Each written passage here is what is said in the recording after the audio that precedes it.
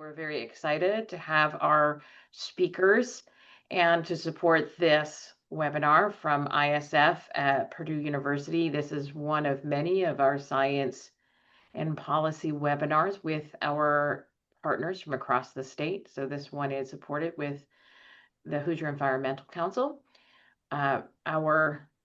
Our friend Sam Carpenter, who is the director of HEC, will be the MC for this event and will help supervise the Q&A as well. And just as a reminder, the video of this webinar will be available within the next week, and you will receive an email with a link to that. And our previous videos of webinars are also available on our YouTube page, and that email link in the email, that link will be sent to you as well. I'm going to go ahead and hand it over to Sam. Great, thank you, Lynn. And I just want to echo Lynn's comments. Thank you for joining us today. This is a follow-up event that we have done on data centers, and focusing on this one in particular is going to be focusing on clean energy opportunities, how to maximize clean energy in support of data centers. Although actually these models work for all types of load or energy demand. And thanks also for the opportunity, Lynn, to partner with the Purdue Institute for a Sustainable Future as well. I'm Sam Carpenter. I'm Executive Director for Hoosier Environmental Council. And Hoosier Environmental Council has a vision for Indiana where all residents have abundant access to clean water, natural lands, pure air, and affordable clean energy. And this webinar certainly fits within that model. It's important that we think about this because we have a lot of new energy demands that would be happening regardless, but with the onset of AI data centers, that we're seeing unexpected demand and the type of demand that we haven't experienced in decades, or this might even be a whole new layer of demand that we're not seeing. So we're going to get into into the weeds a bit with some of this. So if you're somebody who's just interested in clean energy, but not as into the technical aspects, we'll try to break that down for you. I'll try to help with that. But we are going to be getting into some good detail, I think, about how to support clean energy. And let me just acknowledge, too, as Hoosier Environmental Council, and I know in Indiana, in communities, data centers is a tough subject. Artificial intelligence is new and something that is a lot of people have questions about, concerns about, as well as the data centers. And what we are seeing right now is a lot of new growth coming in. And so we want to, think about how we can do that as sustainably as possible without, from Hoosier Environmental Council standpoint, without building new fossil fuel generation. And that's what this is really focused on. I'm excited to have today Tim Phillips. He's going to be lead analyst for economics and econometrics and forecasting with Purdue University, the State Utility Forecasting Group. And Yiding is a assistant professor with Purdue University Elmore Family School of Electrical Computer Engineering on carbon emissions. She's going to be focusing on that. Brennan Batts, who works on energy market development for Google, is going to be talking some about models that they've used to maximize clean energy. Louisa Eberly is a senior associate at Regulatory Assistance Project, really working on smarter regulatory processes to accelerate clean energy.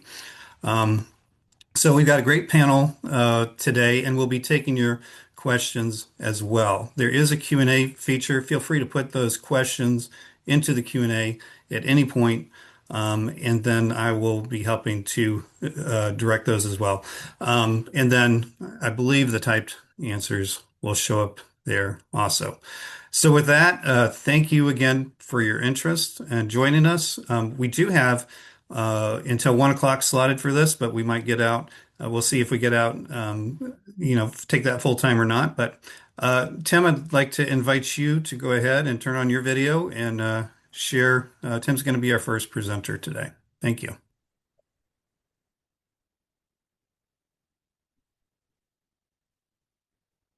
Great. Thank you for the introduction, Sam. Can you guys hear me? See my screen? Yes, but it's not in presentation mode yet. Okay.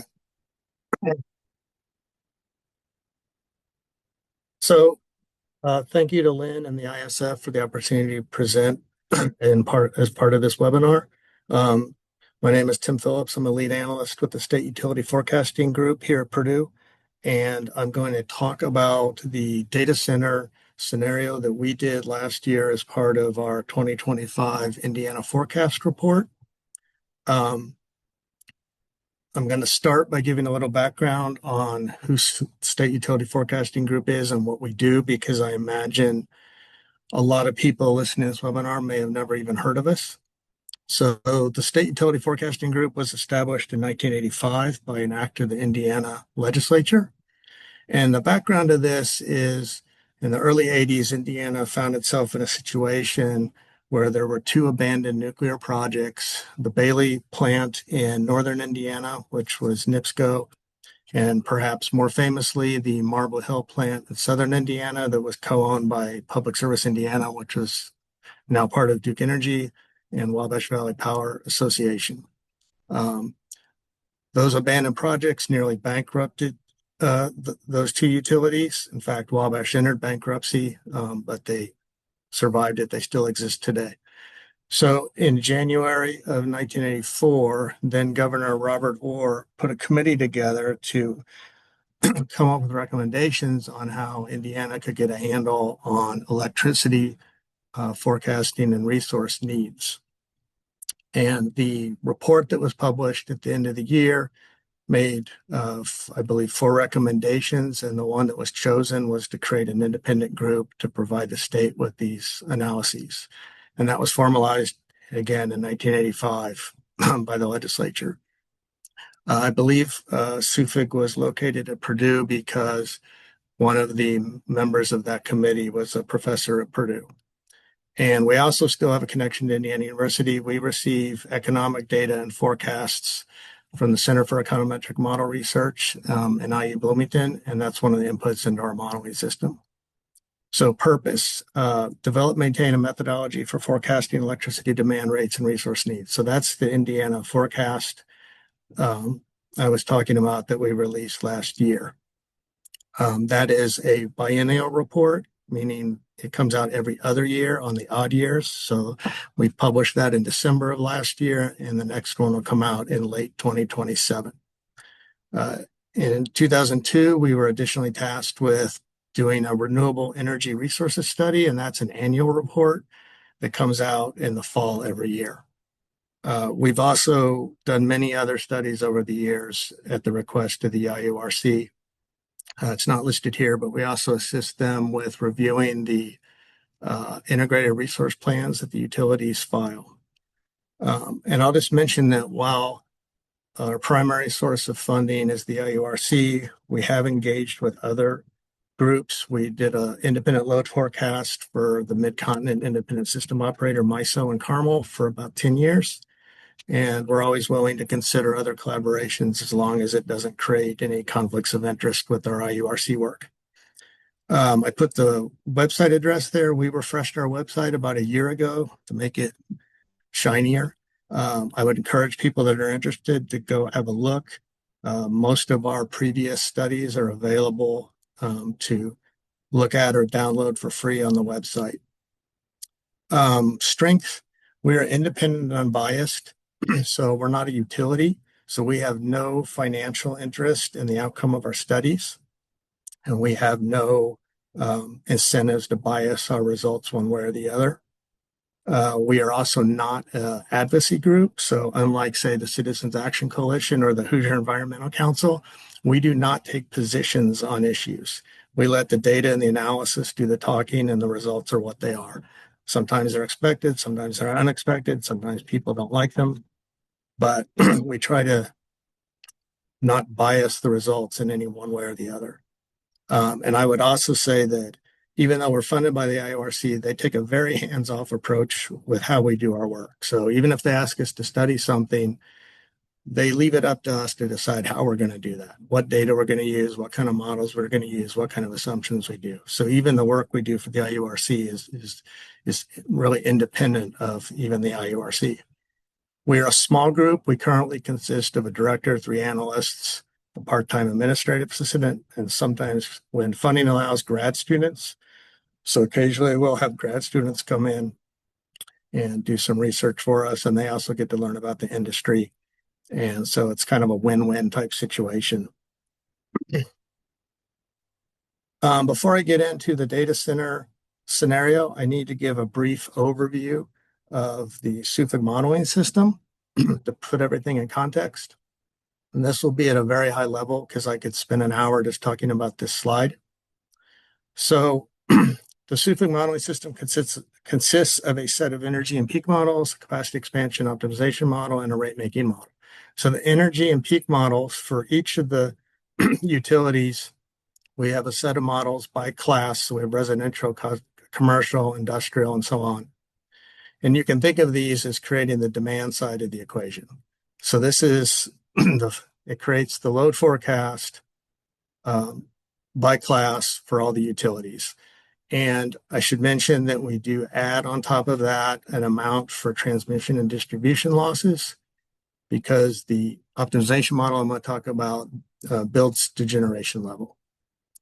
The capacity expansion optimization model, we use a software currently called Aurora to do this. And the supply side is modeled in there. So what I mean is all the utility-owned generating assets are captured. All their existing contracts are captured.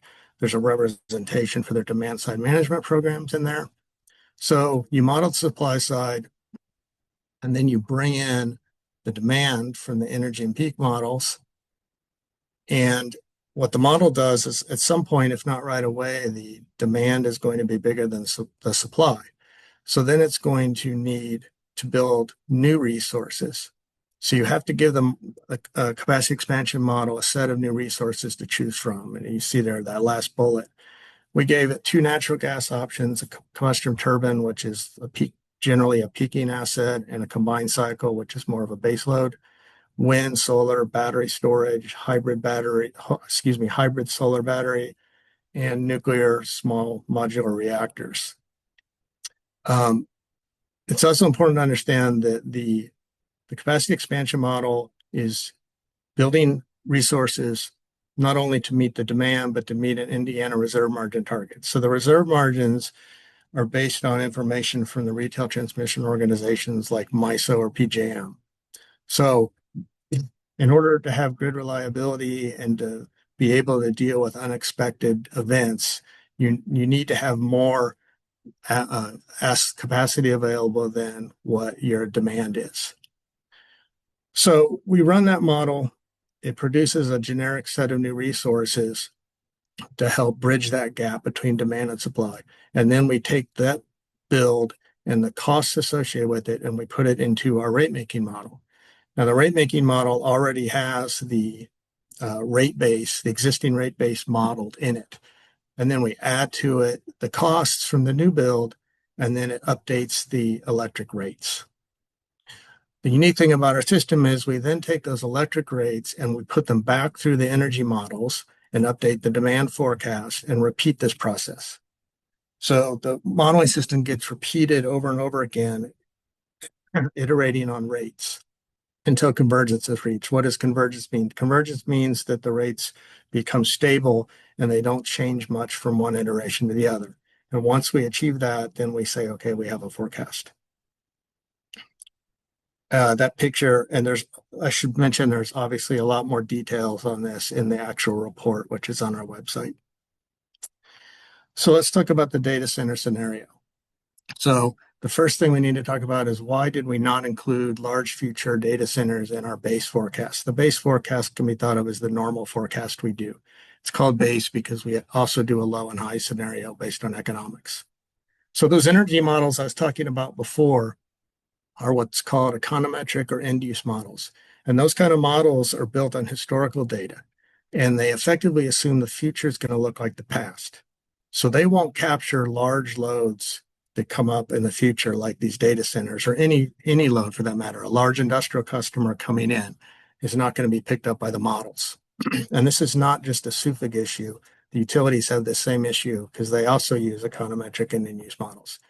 So the models won't capture them, so then you have to come up with some way of layering them on.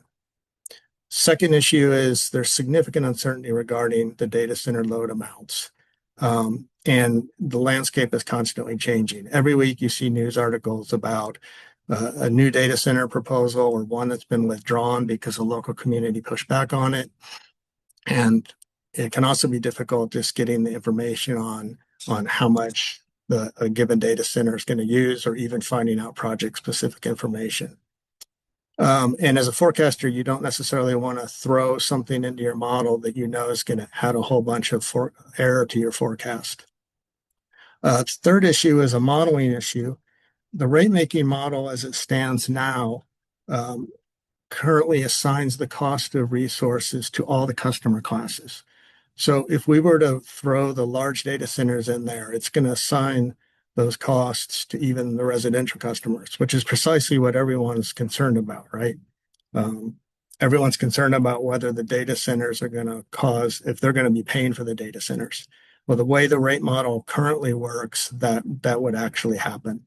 So for all those reasons, we decided that we did not want to try to put those large data centers into the base forecast. So instead, we decided to do a data center scenario. And what we did was we layered an amount of future data centers on top of the base forecast. And then we reran the capacity expansion model to see how it would change the resource needs for Indiana. I just want to emphasize we did not independently forecast these data center loads. This information was provided to us by the utilities, and we don't really have any way of verifying that data. It was a combination of confidential data we were given, as well as some public data from some utility integrated resource plans. And like I said, there's considerable uncertainty in the amounts. We also aggregate that all together. So SUFIG does not publish any utility-specific information. So we take all that information and we aggregate it all together. And then add that on top of the base forecast. So the question is, what does that do? And I want to point out that the main purpose of this data center scenario was not so much to try to get the numbers right, because that's impossible right now. It was more to try to show the scale of what's happening in the state. And I think the next slide does a pretty good job of showing that. So what you have here on the left is a graph showing the energy required over the 20-year forecast horizon. And the graph on the right shows the peak demand for the summer in megawatts. But both of these pictures really tell the same story. So the black bars represent the base forecast, and the red bars are the data center amounts we added on top in the data center scenario. Just to be clear, that does not mean there's no data centers in the black bars. There was already some data centers in Indiana, some smaller ones, but the red ones are the future ones, particularly the large hyperscalers that we're adding on top. So you can see the base forecast starts, the black bars, the growth, it starts out pretty flat, and then there's some modest growth in the second half of the forecast. Indiana's seen this for quite a while. Flat to slightly increasing load growth. So what we're seeing now is unprecedented. I would also just add as a side note that some of that growth in the second half in the black bars is being driven by something else that's new, and that's electric vehicles. If you took the electric vehicles and the data centers out, Indiana would still have a very flat to slightly increasing load projections. So we took this and then we reran the capacity expansion model to see what would happen to the resource needs. if you model this full amount, including these data centers. To level set, we need to talk about the base result first. So the base forecast built almost 26,000 megawatts of resources. And as you can see, 44% was natural gas, and it built both CT and CC. Wind was 46% and solar was 10%. So you see there's a good mixture there of resources, and the renewables actually are over half of the build. A little surprising was that batteries did not come in to the final iteration, but we did see some batteries and hybrids popping in intermediate runs. Battery cost, all the resource costs were higher than our previous forecast, but the batteries seem to be even higher in percentage terms than some of the other resources, probably due to supply chain issues. So I think the batteries were kind of right on the edge of being economic, because like I said, we would see them in some runs, but not others, and they didn't make it into the final. The data center scenario, then, the total build went up to almost 37,000 megawatts. So you can see just even from those numbers, it's a significant increase in required resources. And it built a mixture of natural gas and wind. And as you can see, the wind amount stayed pretty stable, but it built a lot more natural gas than the base forecast. And it really actually, the gas ended up completely replacing the solar. And as I said here, this is not necessarily a surprising result, because we added a large amount of load that has a very high load factor. High load factor means your data centers are running full out almost all the time. So you need to have resources that can match that. But I don't want to give the impression that this is the answer to the question, because we did not put any, the model is doing a least cost optimization solution. We did not put any additional constraints on the model, such as we want to build X% from renewables. But as I'm sure many people know, a lot of the data center developers are stating explicit renewable goals. So, and here at the bottom, SUFIC does not advocate, even in our normal work, even in the base forecast, there's language in the report talking about this. We present the build that came out of the modeling, but that does not mean we're saying that that's the build the state should do. What the state should actually do is up to the utilities and the commission. So the takeaway from this should not be that the answer to data centers is to build a bunch of gas and don't build solar. The takeaway should be the data centers are going to significantly increase the resource needs. But the specific choices are not, we're not advocating those in any way. So in our base forecast, we would Tim, let me just interrupt 1 minute, because we're starting to run a little low on time. What are some things that you think really, if you could summarize those costs in your last slide? We get the idea that there's uncertainty around this with data centers, and I think that's an important takeaway. Is there some things that you could summarize and kind of wrap up with some of those cost scenarios? I'm not sure what you mean by cost scenario. On your last slide, the rate cost impact. Oh, okay. Yeah. Yeah. So what I was going to say is that we would normally produce a rate forecast to go along, but for reasons I explained earlier, we cannot run the data center through the normal rate making process. So instead, we pulled the 20-year net present value of system costs coming out of the capacity expansion model and then compared it to the base. And it showed a 57% increase. But it's important to understand that that is a 57% increase and only a portion of the costs that rates are ultimately based on. And you can see here I listed the things that it includes and the things that it does not include.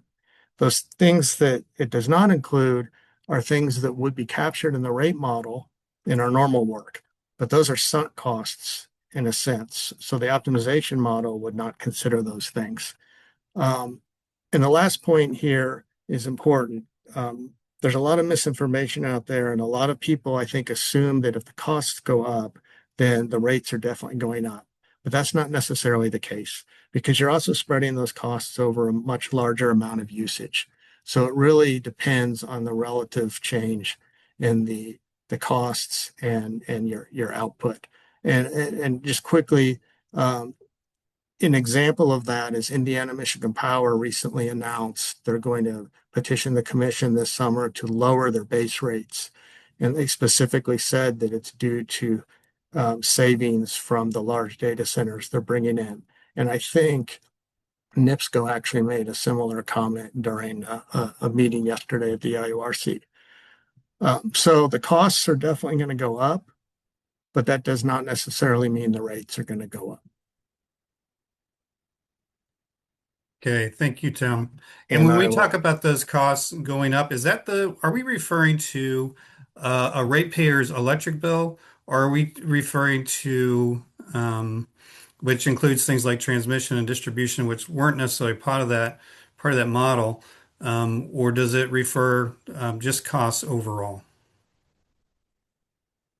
well, so the way I think about it is if you have a large amount of additional load you have to serve, then you're going to have to build a lot more resources, build or buy a lot more resources to serve that load. And that's going to have an increase in cost, right? And Mhm, that's what you're seeing with that 57%. mhm, But that does not translate to the electric rate itself. mhm, The electric rate itself could actually go down because you're spreading those costs over many, many more megawatt hours mhm. because the data centers are so big. Okay. So this is when the utilities talk about the fact that the data centers may actually cause rates to go down. This is what they're talking about. And like I said, Indiana Michigan Power already announced that they're going to pursue that this summer. This does not mean that concerns over rates are not valid. They absolutely are. Mhm, Uh, there's many reasons electric rates are going up in Indiana. But one of the big concerns is are data centers driving that? And I think the answer to that is not likely. I think the chairman of the commission even said in an interview yesterday he's seen no evidence that data centers are behind the increases in rates. okay.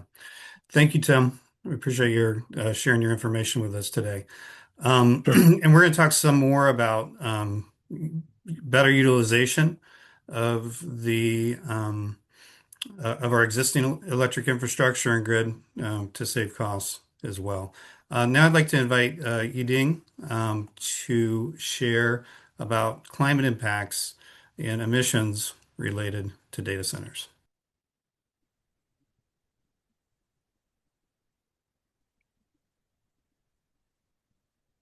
Oh, uh, It looks like you had it, but then it went away. Go ahead. There you go. okay, great. Thank you for the very nice introduction. So good morning, everyone. My name is Yi. I'm an assistant professor at the Elmore Family School of Electrical and Computer Engineering at Purdue University. Today, I'm very pleased to present to demystify a growing environmental concern, the carbon emissions of the AI data centers that powers our modern digital world. So when we think of the cloud or AI, we often imagine something invisible. However, as this image of a massive facility under construction shows, the physical reality is quite different. Data centers are enormous industrial complexes that require a vast amount of land, materials, and energy to build and operate. And inside these buildings, we find rows upon rows of server racks. These machines are the brains of AI, running 24/7 to process the data we use every day. And this internal infrastructure is where the majority of a facility's electricity is consumed. So what do we mean by carbon emissions of data centers in this context? It refers to the total amount of greenhouse gas or GHG emissions and typically measured in carbon dioxide equivalent or CO2. And it mainly includes emissions from three sources. The first is energy consumption, and then the cooling and infrastructure construction, and also other activities associated with data center operation. And here I want to particularly highlight the energy consumption, which is the biggest factor that contributes to the carbon emissions of data centers. And the International Energy Agency, IEA, estimates that the data center's total electricity consumption could double from 2022 levels to 1,000 terawatt hours in 2026, which is roughly the levels of electricity demand of the country of Japan. And also, the AI is projected to result in data centers using 4.5% of global energy generation by 2030. And major tech players are also acknowledging these energy and carbon challenges. Meta reported 7.5 million metric tons of CO2 in 2023, and Google and Amazon Web Services also highlight their efforts like renewable energy matching and hardware recycling to manage their growing carbon emissions. So from this, we can see that reducing carbon emissions is a shared mission across all these major tech players. So to truly understand these carbon emissions, we divide them into two categories. The first is direct emissions, and it's also called the Scope 2 emissions, which involves the carbon emissions from the electricity usage from operating the data centers, and this information is usually disclosed by the companies. And the other type is indirect emissions. So it also is called the Scope 3 emissions, and these emissions involve the all the hardware life cycle, like manufacturing hardware and also logistics of moving equipment. And these kind of emissions are usually not disclosed. So next, we'll dive into the details how to calculate these two emissions separately. And first, we look at is the direct carbon emissions, and you can quantify the direct carbon emissions using this formula. Which is machine electricity consumption multiplied by the power usage effectiveness and then multiplied by the carbon intensity. And let's look at each term one by one. So first is just the electricity consumption of the IT equipment, which is nothing particular. And the next two metrics are very interesting. The first is called the power usage effectiveness, or PUE. This metric quantifies the energy efficiency of a data center by dividing the total energy consumption of the facility by the energy consumed solely by the IT equipment. So this PUE is greater than 1. And if a data center has a PUE like 1.5, it means that when it consumes 1 kilowatt hour of electricity for IT equipment, it will have 0.5 kilowatt hours overhead for other operations such as cooling, lighting. So lower PUE indicates better energy efficiency for a data center, and large corporations, big tech players usually advertise their lower PUE. For instance, Google has a very low PUE of industry standards like 1.1. And the last metric is called carbon intensity, which is defined as the carbon emissions produced per unit of energy generated or consumed. So this is actually a ratio. The unit is gram CO2 per kilowatt hour. And the carbon intensity value depends on the energy source mix the power plants use to generate the electricity. If the power plants use renewable energy sources like solar, wind, hydro, the carbon intensity will be lower. In contrast, if the power plants use fossil fuels or gas to generate electricity, the carbon intensity will be high. So we can see that the carbon intensity is a variable that changes over time and across regions. So overall, this direct emissions depend on all these three factors, and it can it can even the same facility consume the same amount of energy. It can be their carbon emissions can be very different depends on which power plants power these data centers. And the next I would like to introduce is the indirect emissions. The indirect emission involves broader scope from materials to production to disposal. Specifically for hardware, a single server can contain more than 20 raw materials that needs to be extracted, processed, and transformed across multiple physical journeys. And the life cycle assessment will track all these impacts from hardware manufacturing to operation to the end of life disposal. And also other operations like workers driving to work, executive flying, and all these operations also count as indirect emissions when we need to count. When we need to count. So from this, to summarize, we see that the carbon emissions and energy consumptions are not the same thing. Carbon emissions is more complex than energy consumption. It depends on more than energy consumption, but also the carbon intensity and the hardware life cycle things that cause extra emissions. So data center carbon emissions can have a wide range of impacts on environment, economy, and society. And here are some most important considerations.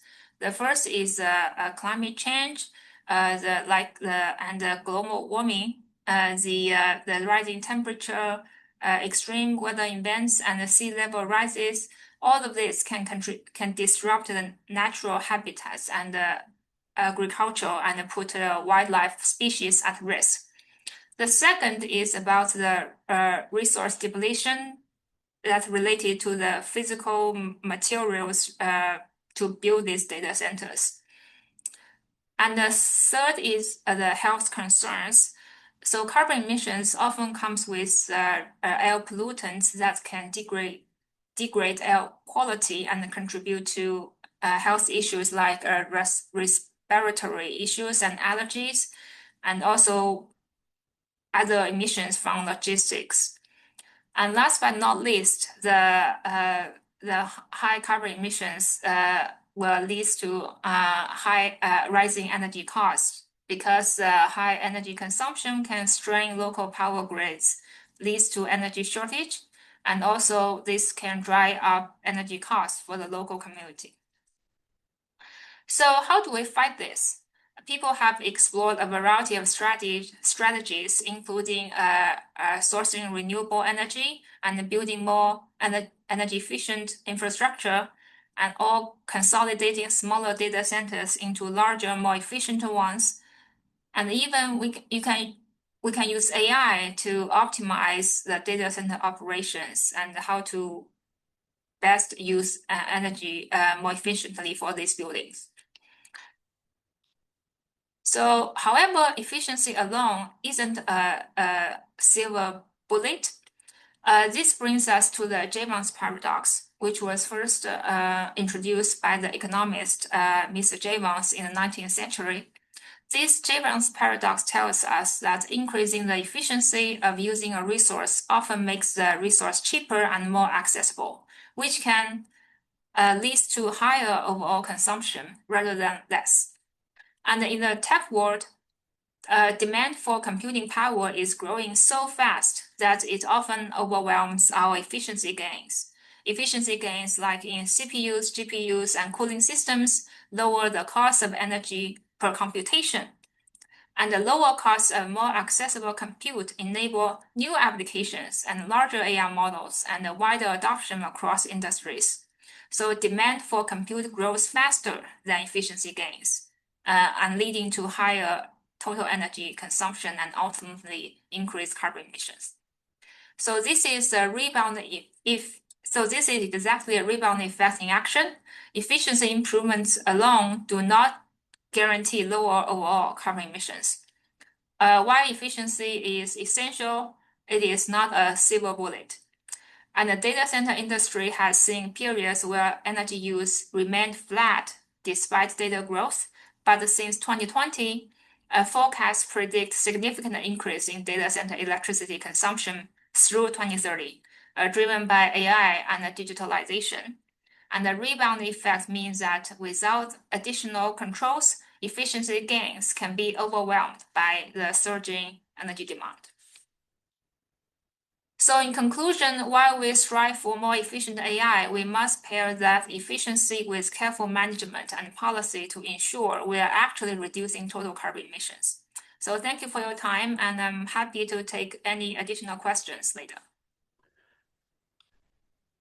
Thank you, Yi. We did have a question that came in, kind of highlighting that Indiana still has a large reliance on coal and fossil fuels, especially in comparison to some other states. What does that do to that carbon intensity measure that you were referring to? So the carbon intensity solely depends on what energy sources Indiana will use. Power plants will use to power these data centers. If Indiana continues using these fossil fuels, the carbon intensity of Indiana power plants will be high. And I actually look at the data for Indiana, and the answer is yes. The carbon intensity for the power grids in Indiana are actually high, and focus on the fossil fuel. Yeah.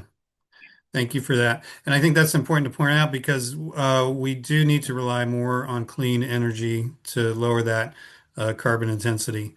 And I thought, too, the point that you brought out about efficiency with the paradox that you mentioned that just because the systems become more efficient as they are, and they frequently have historically done, that doesn't mean that there's not enough demand for compute, that the emissions would increase as a result of the efficiency. Right. Because the demand will be higher when efficiency increases. Yes. Right. And I think too that it's important to realize that while there's been some reports of the cost to ratepayers not going up, there's been others that have pointed towards cost increases. So I think that's still a bit undetermined in terms of how that, we have different sources of information, kind of conflicting information, because that was one of the points that you brought up in one of your slides. Right. So data transparency in carbon accounting is very important. Yes. Yeah. Thank you very much, Yi. I'd like to invite Brendan Batts. Brendan is with Energy Development for Google, and Google has done some creative things to really introduce more clean energy to support their AI data center development. And that is something that am interested for Indiana to have the chance to kind of learn about those models. So thank you, Brendan. All right, Sam, can you see my screen and hear me? Yes, we got you. Thank you. Great. Well, thank you, Sam, for inviting us here to the webinar today. I think it's been a great discussion so far. I also thank Purdue for hosting us today, and it's exciting to be here with the other panelists here as well. So, like Sam mentioned, my name is Brendan Batts. I work on Google's energy market development team. I spend quite a bit of time in Indiana, and wanted to talk through a few things with you all today. I will spare everyone with a longer introduction to Google. I think most folks are familiar with us and kind of what we do. I will say that on the data center side, we have approximately 30 data center campuses across the world. That number is obviously growing in recent years as we continue to develop new projects. Our first data center, I think, was built in 2005. and we have never closed a data center to date. We have 2 data centers, and we're really proud to call Indiana home. And we have 2 data center projects in Indiana right now. One we're developing near Fort Wayne, and that one is we have one building that's operational at that data center, and we're continuing to build out some additional parts of the campus. And we're served by Indiana Michigan Power there. We have a second data center that we recently announced in Monrovia, which is a little southwest of Indianapolis. That data center is under development. It's not operational yet. And will be served there through AES Indiana. And I just also wanted to touch briefly on data centers and how intertwined they are with our lives. I think a lot of the discussion we hear about data centers is focused on AI, and people often think every new data center that's being built is used for AI and AI only. There are a number of different reasons why data centers are built, and there's different activities within data centers. AI is definitely part of it and is part of the significant recent growth. But additionally, cloud use of data centers continues to grow, and cloud use of data centers is really based on customers. So these are hospitals, schools, financial institutions like banks, who rely on data centers for their daily operations. We all use data centers every day as well. I mean, every time we wake up and pick up our phone, check our email, use maps to find where we're going, look up a recipe, go on Facebook, watch a YouTube video, all those activities use data centers. So I did want to mention that as well. So the discussion today has been, I would say, a little wide-ranging on data center topics associated with energy. And Google has significant sustainability goals. And Yi talked a little bit about that. And I think the data that Yi was sharing was from our 2024 sustainability report, which showed that we're 100% matching all of our consumption with renewable energy purchases worldwide for all of our operations. And we're continuing to work towards our goal of an hourly carbon-free energy match as well. And as part of that effort, we spend a lot of time and resources to develop renewable and carbon-free projects. And we had recent announcements over the last year in hydropower, advanced geothermal, new nuclear restarts, investments in fusion, as well as a number of other things. And I won't get into those today. What I'm here today to talk about is the demand side opportunities, which include both the flexibility of our data centers, in addition to opportunities to save energy and capacity across the distribution system, which allows us to better utilize the system and increase capacity and headroom as well. So with that, I'm going to go into a couple slides.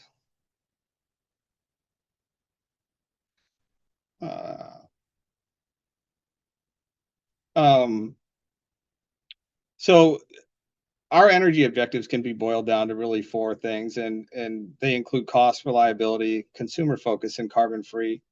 I spoke a little bit about carbon-free already. In terms of energy objectives for us, the low cost for us and other customers across the system is very important, and it's one that we work towards and spend a lot of time with our utility partners and with the projects that we're building to ensure that costs are lower and that we're not negatively impacting our neighbors. Reliability is critically important to us, and that's for us and our customers. And I spoke a little bit about cloud computing and the cloud services that come out of data centers, and the reliability is critically important for cloud customers so that their operations aren't interrupted. And then consumer focused on the energy side is an objective for us, because we think consumers of energy and large customers of energy like ourselves should be very involved in the process. You know, we want to be a collaborative partner in the development of energy to serve us, not simply a customer on the system. So just to set up the conversation a little bit of what I'm going to get into, There are significant barriers to data center growth right now, and they exist in Indiana, but elsewhere across the country as well. In Indiana, and I'm thinking more specifically within the broader RTOs, which include PJM and MISO, there's interconnection queue backlogs that are delaying new projects on the system. Additionally, there's supply chain issues that are delaying the ability to build new projects and get equipment in to do so. And this is really specific to Indiana. I think that the carbon-free energy opportunities are limited. So in Indiana right now, there are, I think, 70 of 90 some counties, over 80% of the counties have renewable energy moratoriums. So that really limits the opportunities to invest in carbon-free and renewables inside the state, which is challenging for us in terms of growth as well. So what are our options beyond simple supply side resources like natural gas or even wind and solar if we could build it? There are options on the demand side. So we think the demand side flexibility is critically important to meet not only our clean energy goals, but to develop our projects in a sustainable way that benefit us and the community as well. So within that, there's some information here about what we have done, the carbon intelligent load shifting and voluntary emergency demand response. But what we're doing, I want to talk a little bit more about what we're doing now and where we are going.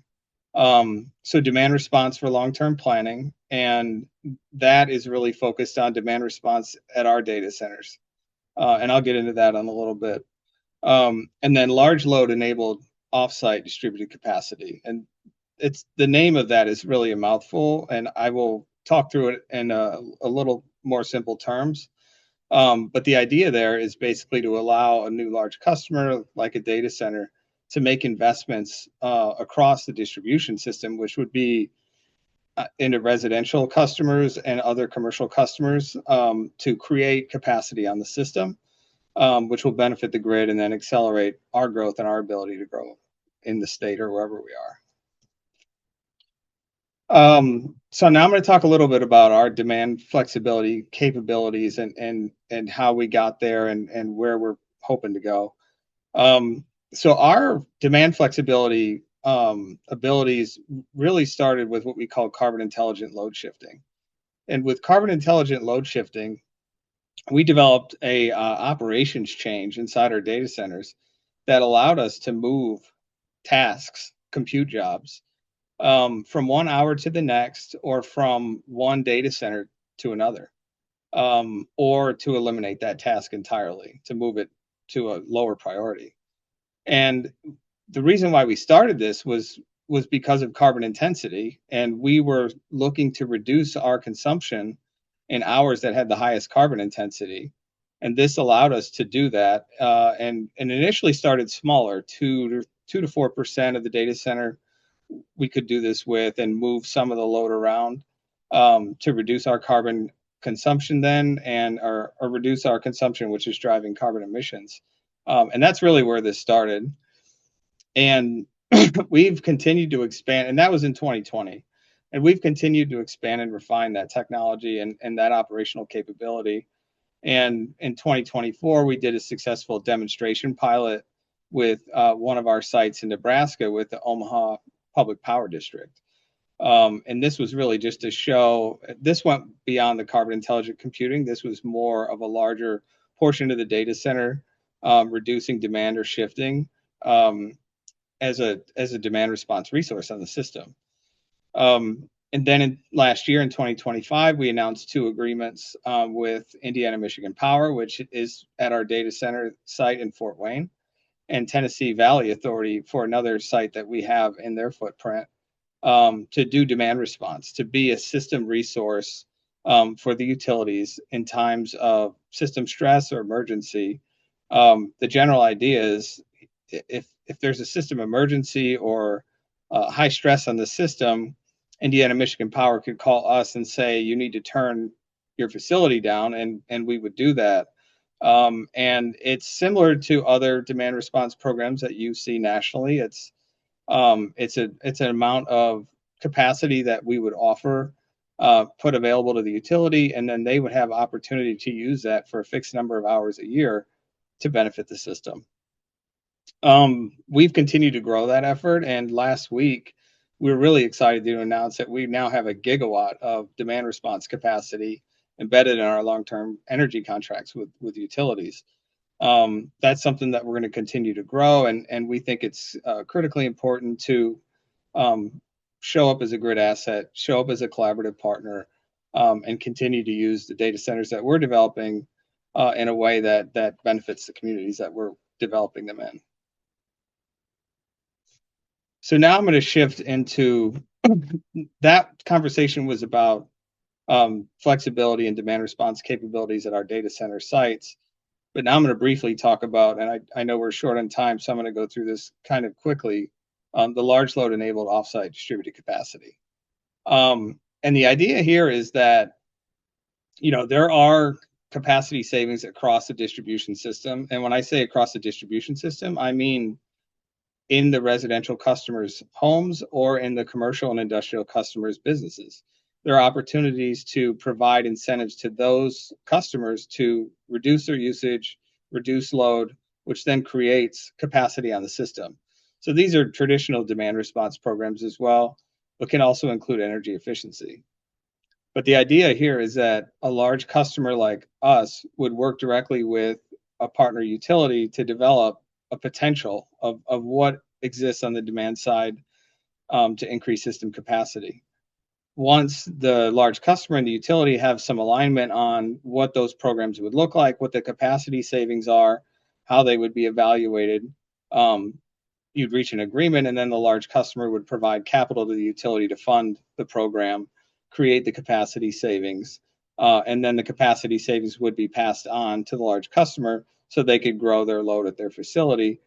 But the majority of the money here would go back to the community. It would go back to the customers in the form of incentives for the programs. Hey, Brendan, can I ask you a question?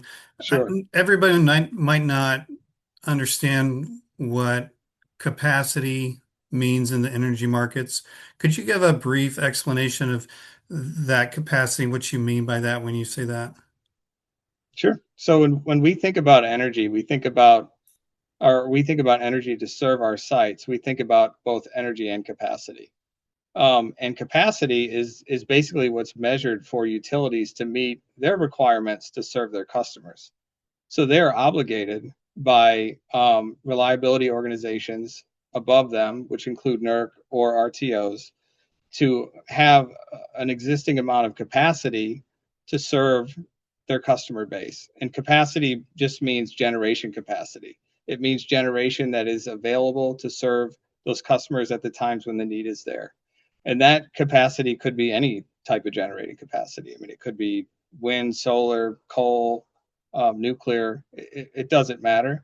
The capacity is evaluated in different ways based on type. And, that gets a little more nuanced, I think, than Sam, what you were looking for. But it's really about generation capacity. But also in this particular program I'm talking about, it's also about transmission capacity. Because when you reduce capacity on the distribution system, it goes upstream. You have a reduced amount of generation needed to serve that customer base in the distribution system, which is also a reduction in the amount of transmission capacity needed to move energy to that system. And I'll wrap up briefly here, Sam. So this is just an example of what a program like this would look like. There's an analysis done by Brattle Group, and it was released in an Alliance to Save Energy report earlier this year. And basically, this analysis is the potential study that I was talking about earlier to find out how much capacity exists on the system for a program like this. This analysis was about a Midwest utility, unnamed for the analysis, but it found that there was over 1,000 megawatts of available capacity on the system through demand side programs, which included energy efficiency, demand response, some of these other programs. And the interesting thing about this analysis, I think, was the operational aspect of it. A lot of times distribution engineers need some convincing about demand response and energy efficiency and the savings they produce. So the Brattle study looked at the operational side, about the operational reality of these demand reductions showing up when they need to.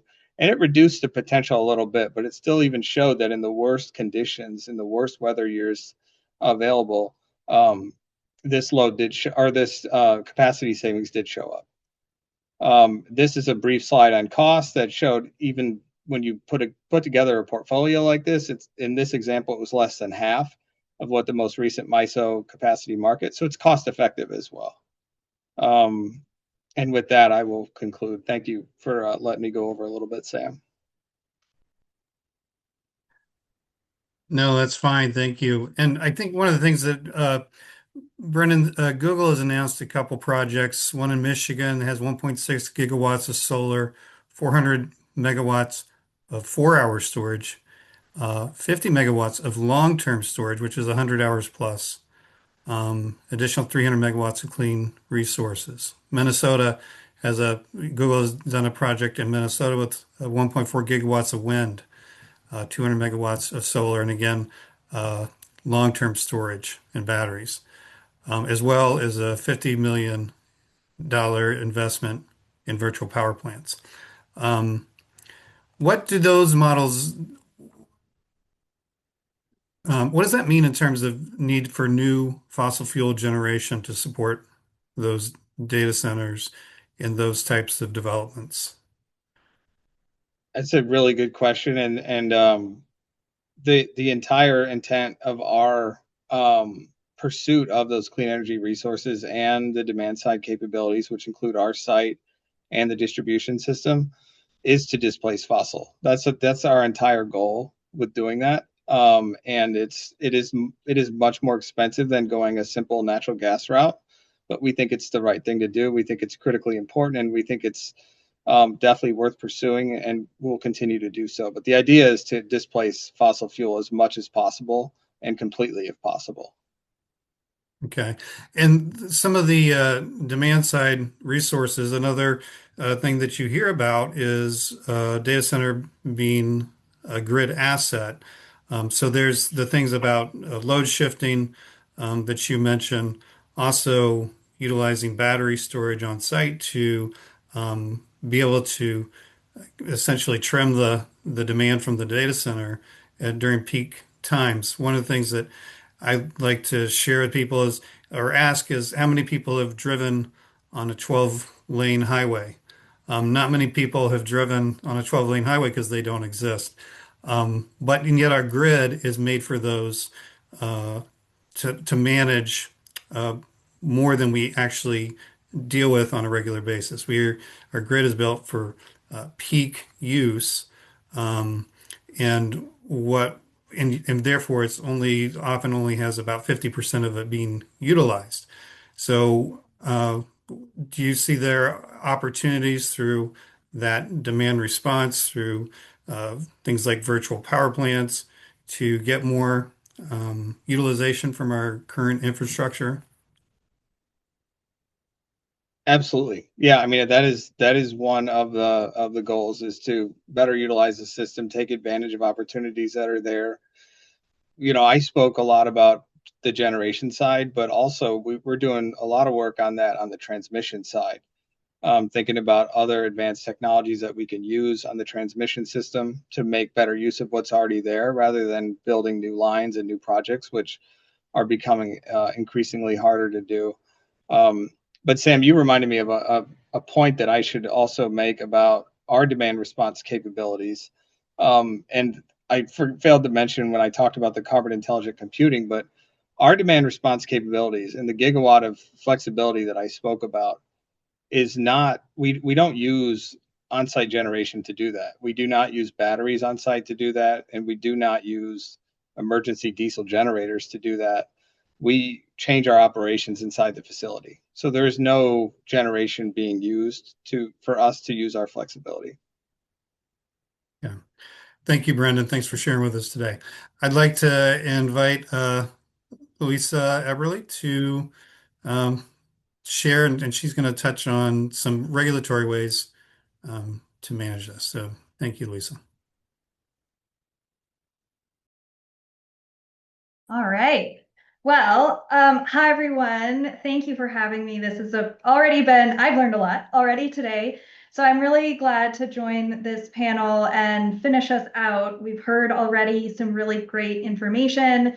And I am going to just build on it and talk about how it can plug into regulatory and policy approaches in Indiana. So my name is Louise Everly. I'm a senior associate with the Regulatory Assistance Project, and I'll give you a little bit more about us in a second. But just a little bit about my background. I have been working on data center issues for RAP since I started with the organization about a year and a half ago.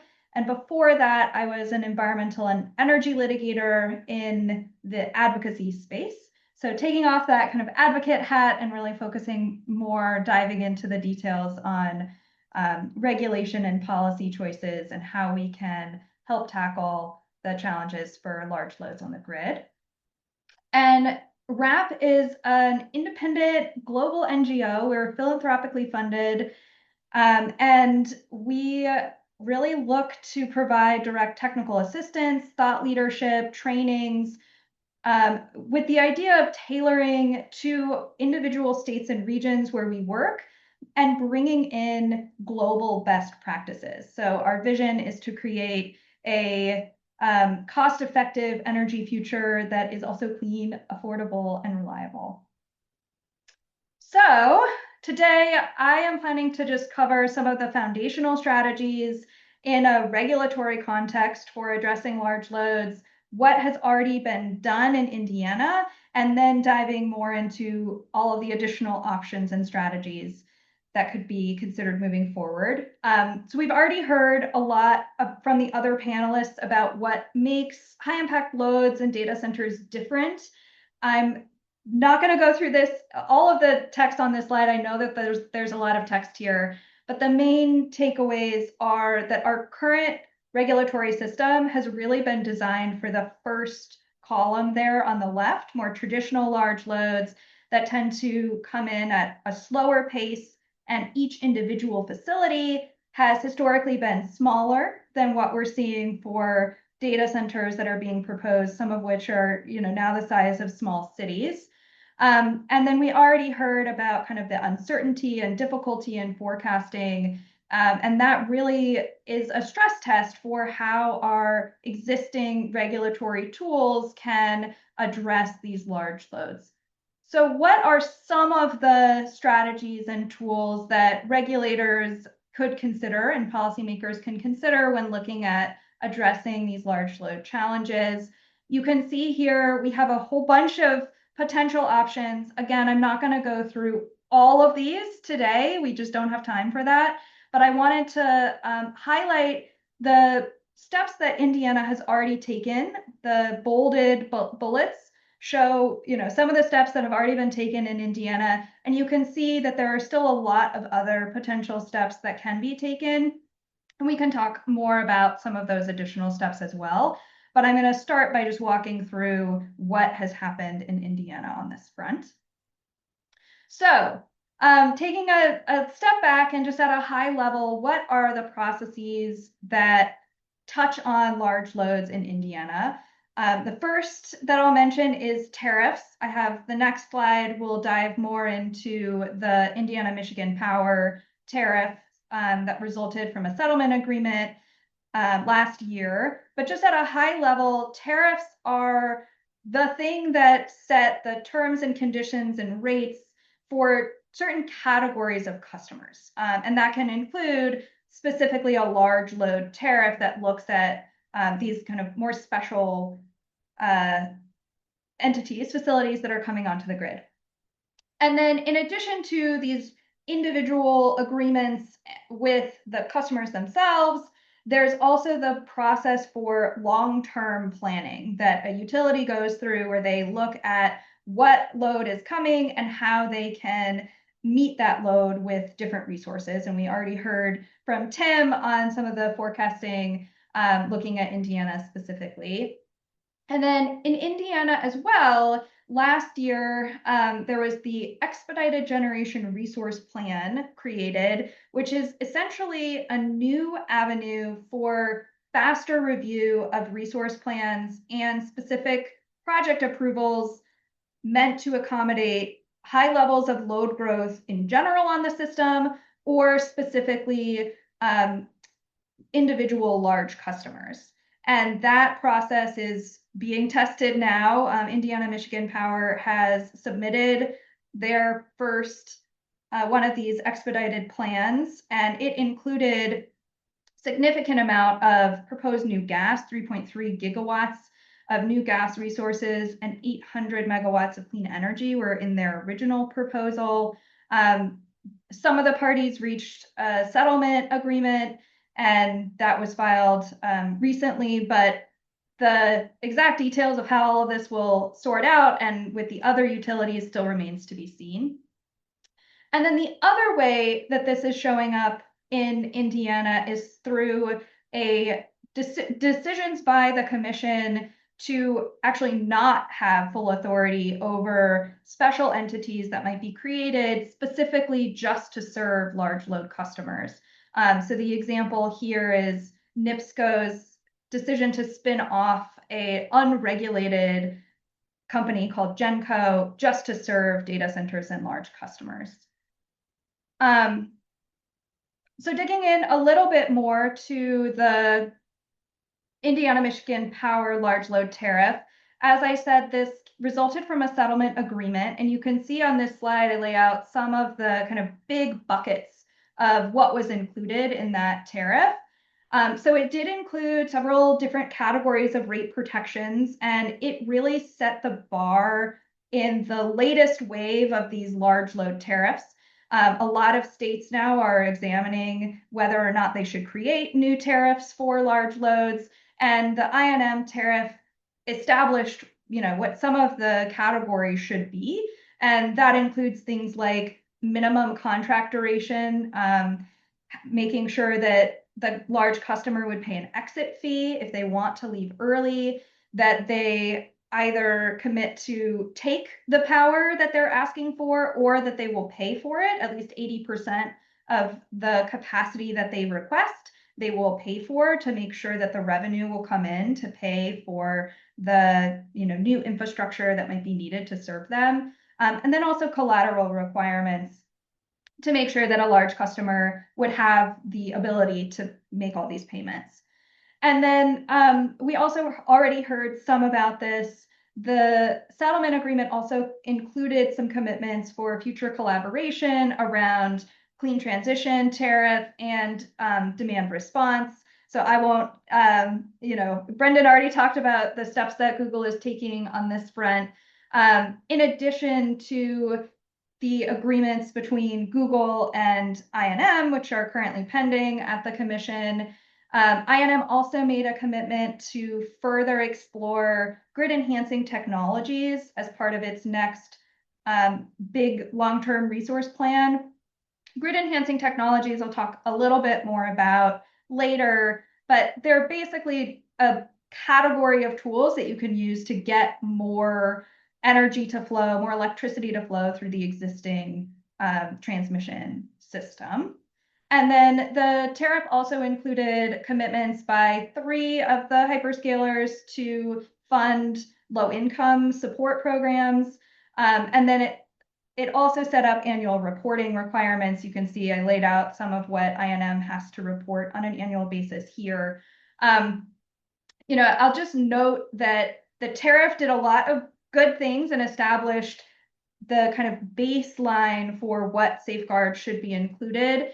It doesn't fully resolve the full cycle of getting, having the utility invest money and then connecting the dots on exactly how those costs are then allocated and charged to individual customers and ratepayers. So that is work that will still need to be done in Indiana. So just turning briefly here at the end to what else is left. RAP just released a report last month looking at what are some of these other strategies that states can be looking at I'll drop a link to the paper in the chat in a minute, but this is just the first part. And this one, we really focused on transparency and collaboration and planning, just recognizing that it's so important to get a handle on what's coming. And so what are the steps? So we lay out in the paper 4 big categories of things. I'm going to talk a little bit more about the last category here. But in general, right, making sure that the agencies are talking to each other. Each agency can be assigned to look at different individual impacts, right? Water impacts versus air versus the impacts on the electric grid, and making sure that there's coordination and information sharing amongst all of those agencies and then across states as well. Making sure that regulators are able to use that they have the tools and they are able to use tools to gather information about what's coming.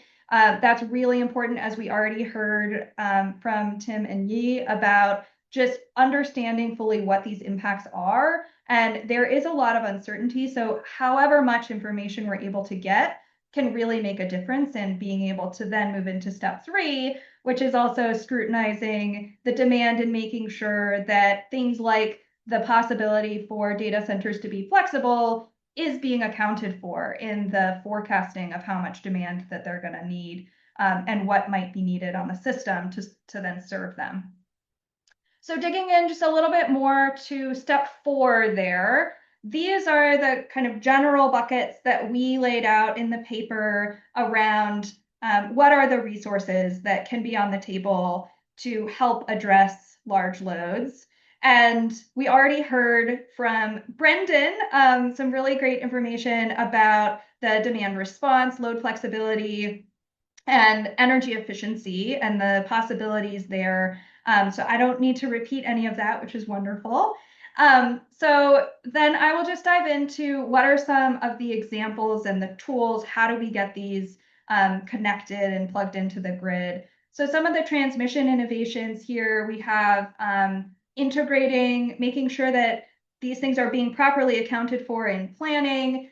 Surplus interconnection is another strategy where basically you look at maybe some of the transmission lines are being used at their full capacity during certain times of the day or the year, and the rest of the time, can we use those lines more effectively? Grid enhancing technologies I already mentioned. And Indiana's gotten a bit of a start on these. I mentioned the new law in Indiana. This law does require the utilities, when they come in for these expedited generation plans, to demonstrate that they have considered how to utilize grid enhancing technologies. And then I also already mentioned I&M's commitment in the tariff settlement agreement to look more at grid enhancing technologies in their next IRP. Then we have flexibility across the whole system and energy efficiency, again, across the whole system. Brendan did a great job of articulating the potential benefits there. There are ways to expand existing programs, making sure that planning can look across the distribution system and the generation to account for the potential here, requiring pilots and turning those pilots from pilots into full-blown programs as another strategy. We've also seen some examples here in Indiana, again, the hyperscaler commitments, as well as in the expedited generation resource plan proposed by I&M. The settlement there would include a VPP program with Citizens Action Coalition. And then Minnesota is another example here that I really like to highlight. They passed a new law last year that charges a fee that will specifically go to fund low-income weatherization efforts. And then, of course, we have the bulk system resources and some of the tools and strategies to ensure that those are being considered fairly in planning processes. And just a final example here, Virginia recently ordered that in the next IRP, Dominion basically has to do a better job of looking at all of different components of all of these. So that was a lot. I know you've also already heard a lot from the other panelists today, so I will leave it there, but happy to take any more questions. And yeah, I want to leave some time, at least a few minutes here at the end for discussion.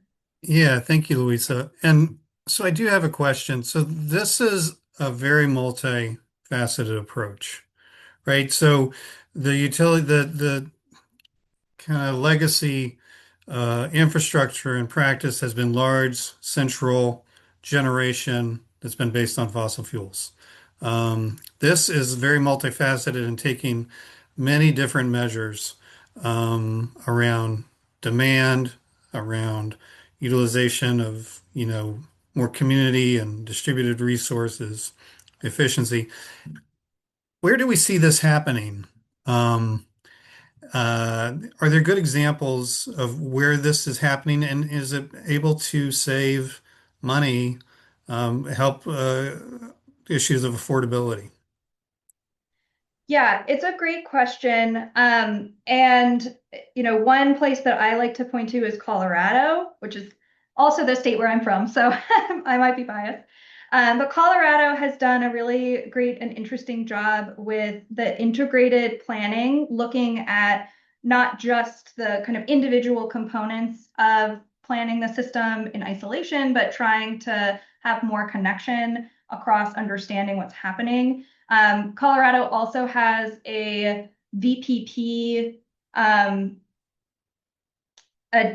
a new law that required utilities to create programs that could enable third-party providers to come in and offer VPPs.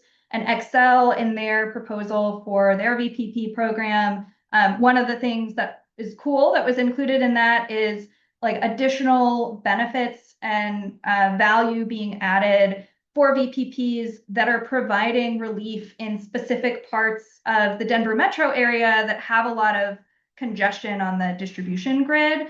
So that's a place where there can be a lot of additional benefit from having relief in very targeted portions of the grid. There's been some questions in the Q&A, I know, about, well, what's causing some of the cost increases. Part of it is just we have an old grid and a lot of it needs to be, updated and replaced. So to the extent that there can be investments in really targeted areas to help reduce the need to do some of these full-blown grid upgrades, those small investments, really targeted investments, can actually save a lot of money. And in addition to saving money, they can provide resilience benefits to communities and help people get back online sooner after disruption events, storms, that sort of thing. So there's a lot of kind of compounding benefits for things like virtual power plants or DERs, and making sure that those are being properly valued and that the compensation is actually translating the value that these things are bringing so that they can then incentivize the developers to be building in the right places and developing these programs. That's still the trick where things need to be improved a little bit. Right, and we need a partnership with utilities that really understand where those resources, those assets need to be put in place to lower the cost of new infrastructure, right? Whether it be a new transformer or distribution center or whatever. And you referred to the cost or being properly valued. Currently, from an accreditation standpoint, are we seeing accreditation of things like virtual power plants and those types of resources that are quite reliable, have proven to be quite reliable from, the RTOs like MISO and PJM and that sort of thing? Yeah, that's another great question. I mean, I will admit I don't know all of the ins and outs of, the detailed accreditation discussions that have been happening, but I do know there have been some changes at PJM in particular to try to better reflect the value that these systems really can bring to the system. And just taking a step back, accreditation is the process where the kind of market operators identify how much value a different resource can bring and how much they can really be relied on. And so different resources will have different kind of accreditation values for the capacity that they can contribute to the grid. Great. And I'll put this out for anybody. We just got a couple more minutes. Are there things that the regulatory system could do to help enable some of these solutions to get more capacity, more either from a developer standpoint um, to be able to enable some of these solutions? I'm Mm. happy if any of the other panelists want to jump in. I know I've been talking now for a while, so I'll give people Go a ahead, you've second if got lots of anybody great wants to jump information. in. Go, go ahead. Okay. Yeah, I mean, I think that there are a lot of different steps, and part of it is just taking a look at what the current system is, and thinking specifically about DERs, for example. I know that Indiana has been in the process of working on how to implement FERC Order 2222, which was an order that came out a couple of years ago, that really looked at what are the barriers in the markets to having greater deployment of these distributed energy resources, and how can states and the grid operators reduce some of those barriers. So PJM and MISO are in the process of implementing FERC Order 2222. Indiana, I believe, still has an open proceeding where they've been looking at, the commission has been looking at, the steps to take there. I think that there were comments filed even fairly recently. So that's one place, just making sure that the market structures are appropriate so that they can compete. And then also making sure that the planning structures and systems fairly even consider these as options and that they're being looked at, right? Having the commitments, for example, from INM to look at grid enhancing technologies, making sure that it's being considered and it's in the mix is a really important first step to actually then getting things implemented. But again, if any of the other panelists want to chime in on that, I'd welcome that too. Thank you, Lisa. And Indiana did pass legislation to require the consideration of advanced transmission technology, grid enhancing technology. These are all things that we can do to get more utilization out of our current grid that defers and minimizes new generation and investment to potentially lower costs. I want to thank everybody. I realize we're getting to the end of our time.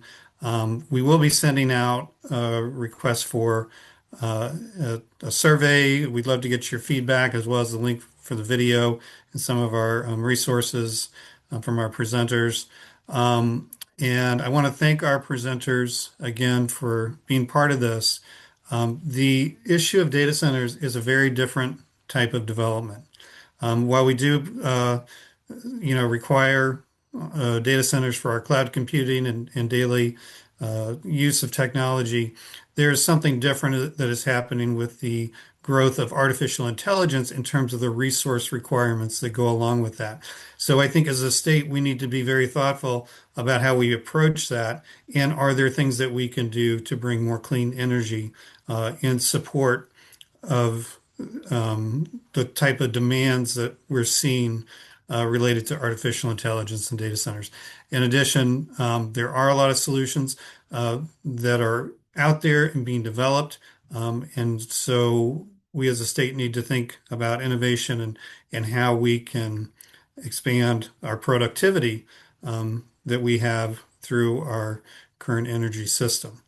Sam, I just Yes. wanted to also, I think you at HEC have kind of a FAQ around data centers, and I know we haven't been able to really address a lot of the Q&A. So I think that some of those questions, if they're not already in the FAQ, might end up there. Thank you. We'll send out that as a resource as well as the video link. And then also some people did have questions about water. We were focusing really, we did do a webinar earlier in the year that had more information about water. This one really was on energy, but understand that these are unique developments that do use a lot of resources, including water, and there's a lot of questions about environmental impacts. So we want to do that. So with that, I'll say thank you, everybody, for joining. Thank you, Lynn. Do you have any final words? No, thank you. Yes, we will, as Sam says, push out the link as well as the link to the earlier data center webinar from January as well. Yeah, we'll do as much as we can to answer some more of these answers and the questions in the Q&A when we send that out. Okay. Well, Great. thank Thank you. you all. And thank you to our presenters. An excellent Yes, job. thank Really you. helpful. Yeah. Bye-bye.